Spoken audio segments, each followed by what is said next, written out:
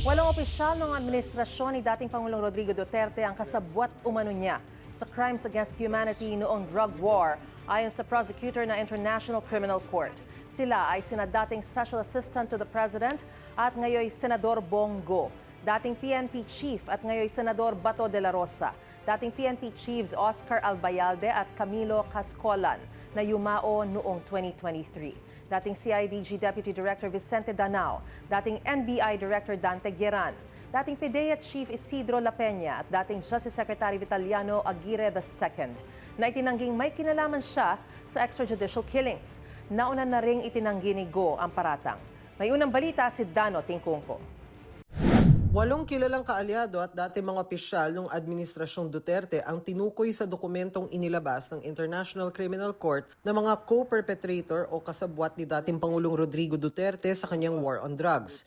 Ang ilan sa kanila kasalukuyang matataas sa opisyal, gaya ni na Senador Bongo at Bato de la Rosa. Paglilinaw ni ICC Assistant to Counsel Cristina Conti, hindi nangangahulog ang akusado na rin o may mga kaso na ang mga pinangalanang co-perpetrator.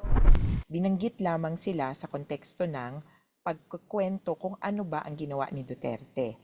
Pero sa nakikita ko mukhang nagkaroon ng kaintindihan yung defense at saka prosecution na mag-unseal o isa publiko yung ibang pangalan para mas maintindihan ng taong bayan ng even ng labas sa Pilipinas kung ano ang kinikwento.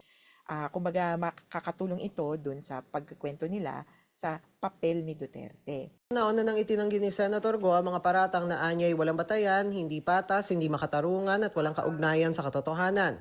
Si dating Justice Secretary Vitaliano Aguirre pinabulaan ng kasabwat siya sa extrajudicial killings. But I've never engaged in any extrajudicial killing. Hindi ko sinuportahan yan. Kung meron man, hindi ko nga alam yan eh. As a matter of fact, during my time as Secretary of Justice, they made a big fuss about the killings of Kian de los Santos, Carlos Arnaiz, and Culot de Guzman. I was instrumental in bringing all the parents and relatives of these three to Malacanang, Bahay Pangarap. And because of this, they were able to meet with the president.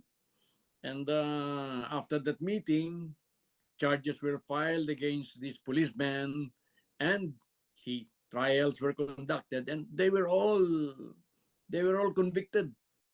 Patutsyada pa ni Aguirre, dinawit lang anya ng ICC Office of the Prosecutor ang pangalan niya para bigyang kredibilidad ang sinasabi nitong common plan para i-neutralize ang mga kriminal na sangkot sa illegal na droga sa pamamagitan ng pagpatay.